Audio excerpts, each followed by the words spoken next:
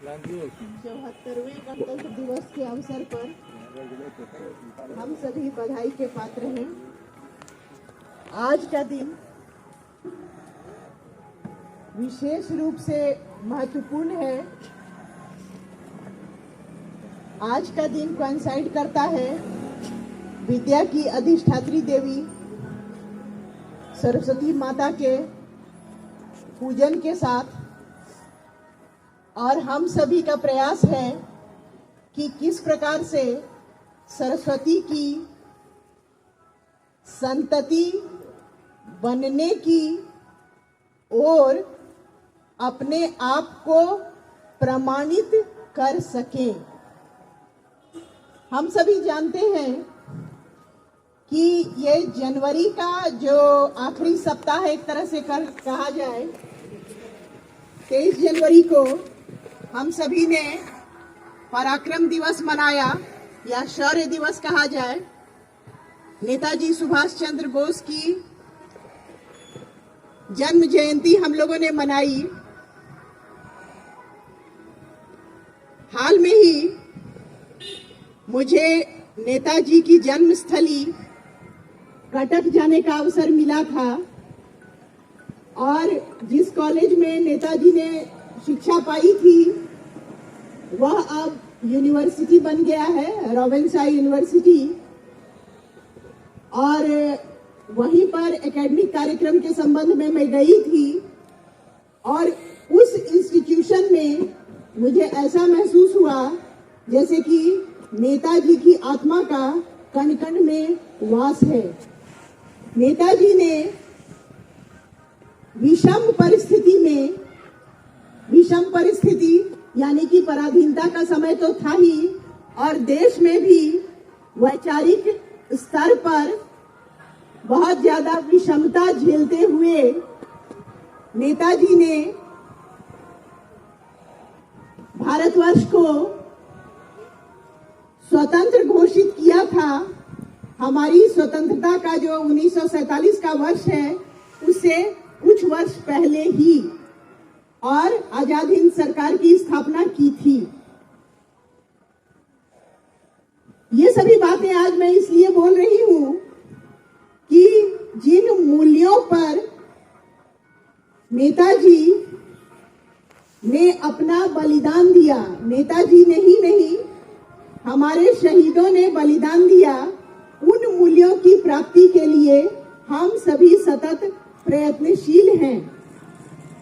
स्वतंत्रता प्राप्ति के उपरांत से इस दिशा में हम लोग लगातार कार्य कर रहे हैं। हमारा बिहार जो है वह गणतंत्र का जन्म स्थल माना जाता है, और आज हम अपना गणतंत्र दिवस मना रहे हैं क्योंकि इसी दिन से हमारा देश पूर्ण रूप से स्वराज प्राप्त कर पाया था।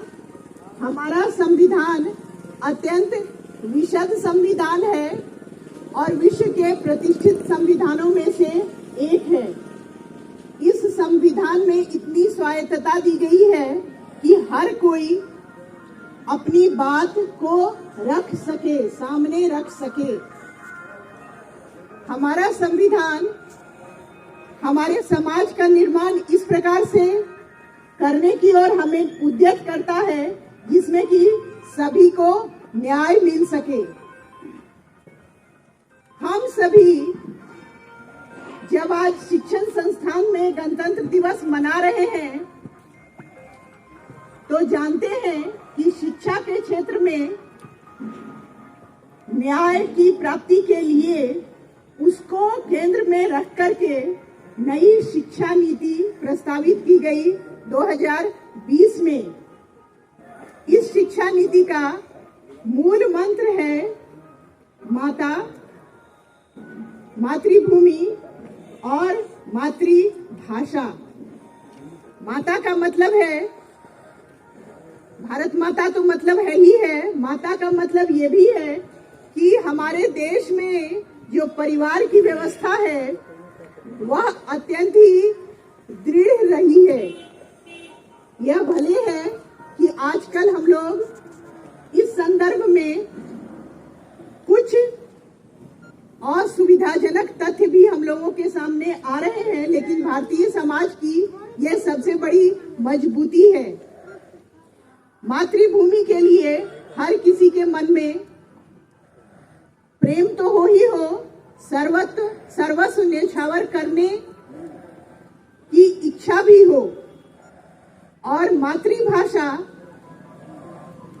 का मतलब है कि हम अपनी संस्कृति के प्रति सतत जागरूक रहते हुए उसके प्रति गर्व के भाव से भरे, और संस्कृति जो है वह सतत उसका फ्लो चलता है। संस्कृति का सतत फ्लो कहने का मतलब ये है कि संस्कृति में सड़ांध ये पैदा हो जाएगी यदि उसमें परिवर्तन न हो। परिवर्तन होने का मतलब है कि जो पॉजिटिविटी रही है हमारी संस्कृति की, उसको धारण करते हुए अभी देश और समाज की जरूरत के अनुरूप उसमें परिवर्तन हो सके। तो जो नई शिक्षा नीति का ये मूल प्रस्ताव जो है, उसकी मूल अवधारणा ये तीनों है जिसकी हमने चर्चा की है।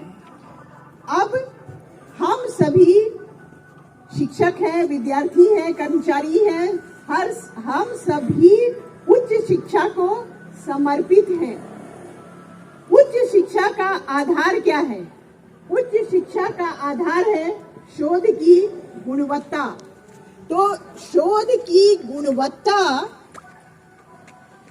आज नैक के द्वारा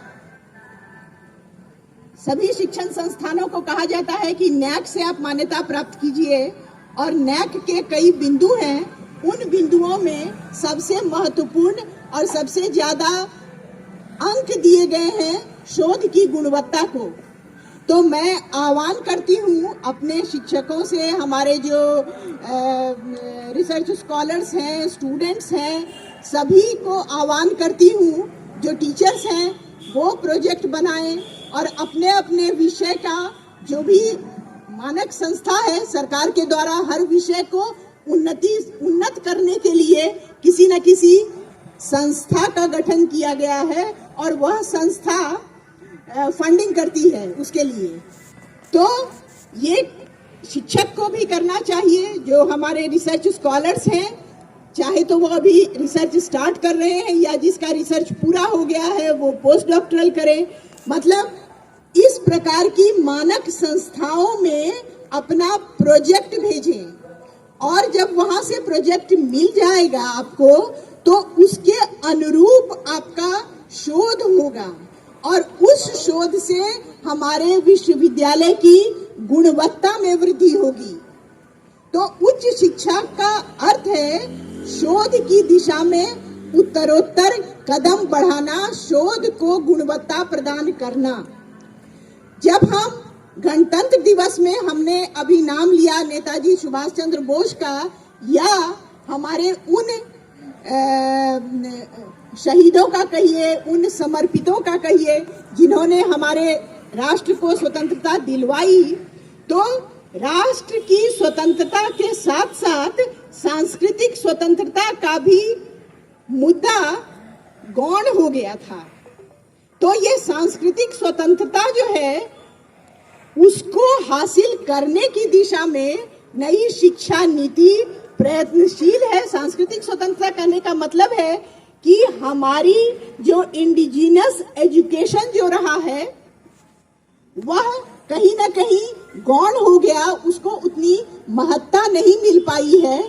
तो दो तरह की बात है, एक तो है कि जो हमारा इंडिजिनस जो ज्ञान प्रणाली है, ज्ञान पद्धति है, उसको शोध करके हम लोग उस पर अध्ययन करके उसको रीडेबल मटेरियल प्रस्तुत करें अभी की पीढ़ी के सामने में। और ये नहीं है कि हमारी शिक्षा पद्धति जो है वो संसार से कट करके रहे, संसार के अन्य देशों के साथ भी पैरेलल सामंजस्य स्थापित करते हुए हम सभी आगे बढ़ें, और तभी हमारा जो यह विश्वविद्यालय है वह अपना विश्वविद्यालय शब्द ही है जो कि इस बात को प्रमाणित करता है कि जहां पर कि कोई भी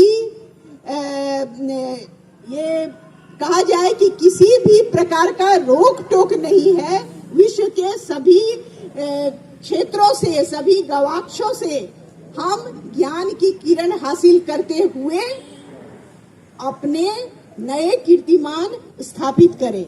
इन्हीं शब्दों के साथ मैं आप सबों को धन्यवाद देती हूँ।